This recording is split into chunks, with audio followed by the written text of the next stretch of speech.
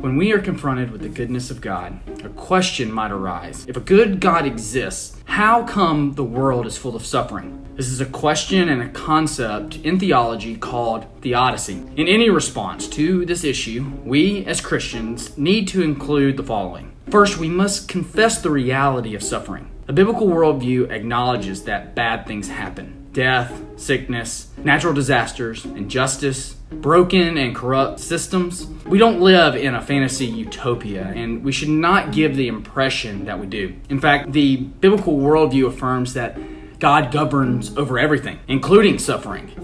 Nothing is outside his sovereign rule. And because he is not surprised by the suffering, we can trust that he uses the suffering he permits in our lives for good. Suffering is an opportunity to find greater hope and rest in the Lord, to find joy in an eternal God and not in the fleeting, temporary joys of this world.